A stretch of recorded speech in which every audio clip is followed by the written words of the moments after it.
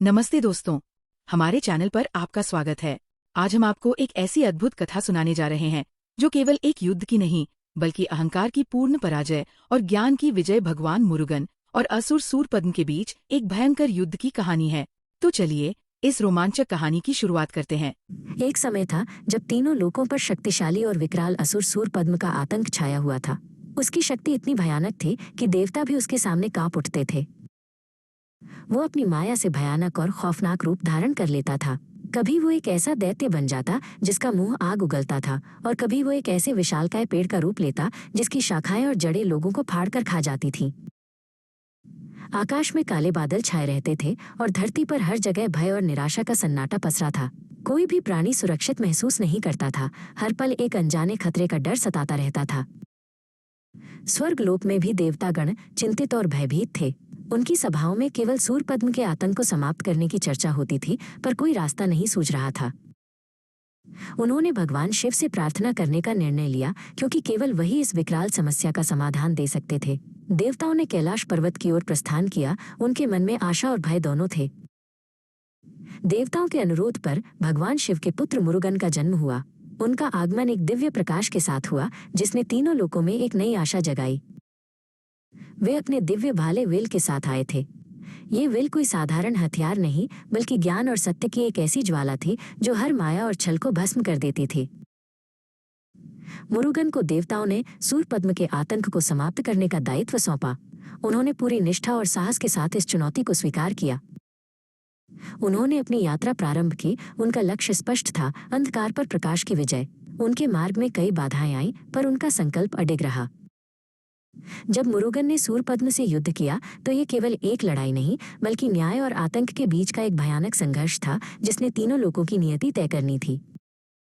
सूरपद्म ने अपनी माया का भरपूर उपयोग किया। उसने कभी एक विशालकाय सर्प का रूप लिया जो विषैली फुफकार छोड़ता था, और कभी एक भयानक सिंह का जो दहाड़ता हुआ मुरुगन की ओर लपका। लेकिन मुरुगन का वेल हर माया को भेद देता था। उनकी आंखों में ज्ञान की ज्योति थी जो सूरपद्म के हर छल को पहचान लेती थी। युद्ध कई दिनों तक चला। आकाश में बिजली कड़कती रही और धरती कांपती रही। देवतागण दूर से इस भयानक संघर्ष को देख रहे थे। उनकी सांसें थमी हुई थीं।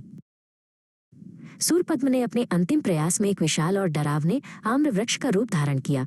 ये कोई साधारण वृक्ष नहीं था, बल्कि उसकी जड़ें पाताल लोक तक फैली थीं और उसकी शाखाएं स्वर्ग को छूती थीं। वो सोच रहा था कि इस रूप में कोई उसे नहीं मार सकता। ये उसका सबसे सुरक्षित और सबसे मायावी रूप था, जिसमें वो अजय महसूस कर रहा था। लेकिन मुरुगन ने अपने वेल को फेंक दिया। उस दिव्य भाले ने एक पल में उस विशाल वृक्ष को चीर दिया, जैसे कोई बिजली कड़कती हुई बादलों को फाड़ दे। वेल ने वृक्ष के भीतर छिपी असुर की आत्मा को दो हिस्सों में बांट दिया। एक चीख के साथ वृक्ष का मायावी रूप बिखर गया। सूरपद्म के दो हिस्से उसकी अंतिम सांस के साथ एक भयंकर मोर और एक अंधेरे मुर्गे में बदल गए। ये दोनों जीव अभी भी असुर के अहंकार और उसकी क्रूरता की गूंज लिए हुए थे। उनकी आंखों में वही घमंड और शक्ति की ललक थी जो सूरपद्म की थी। वे मुक्त होने के लिए छटपटा रहे थे, पर मुरुगन की उपस्थिति ने उन्हें जकड़ रखा था। लेकिन मुरुगन ने उन्हें नष्ट करने के बजाय एक ऐसा कठोर निर्णय लिया जो उस राक्षस के लिए मृत्यु से भी बदतर था। उन्होंने उन्हें एक नया स्थायी सबक सिखाने का निश्चय किया। उन्होंने मोर को अपने अधीन कर लिया और उसे अपना वाहन बना दिया। ये अहंकार की पूर्ण और भयानक पराजय का प्रतीक था।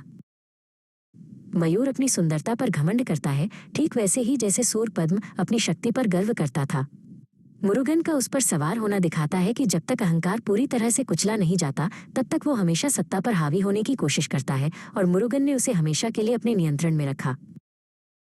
मोर के पंखों पर बनी आंखें और चले उन अनगिनत आंखों की तरह हैं जिनसे वो असुर दुनिया को देखता था। अब वे आंखें मुरुगन के मार्गदर्शन में हैं। ये दिखाता है कि उन्होंने अंधेरे को अपने ज्ञान के प्रकाश के लिए उपयोग किया और मुर्गे को अपने युद्ध ध्वज पर लगा दिया। ये उस भयानक असुर की आत्मा के लिए सबसे बड़ी सजा थी, माइनस अब वो हमेशा के लिए अपने सबसे बड़े शत्रु की सेवा करने के लिए मजबूर था। ये ध्वज हमेशा विजय की घोषणा करता है, और इस पर लगा मुर्गा हमेशा याद दिलाता है कि वो जीत कितनी भयानक और आवश्यक थी। इस तरह मोर न केवल मुरुगन का वाहन है, बल्कि अहंकार की भयावह हार और दया की असीम शक्ति का भी एक प्रतीक है। दोस्तों, आज की कहानी यहीं समाप्त होती है। हमें उम्मीद है कि आपको ये पसंद आई होगी। कहानी पर अपनी प्रतिक्रिया कमेंट में जरूर दें और ये भी बताएं कि आप अगली कहानी किस विषय पर सुनना चाहते हैं।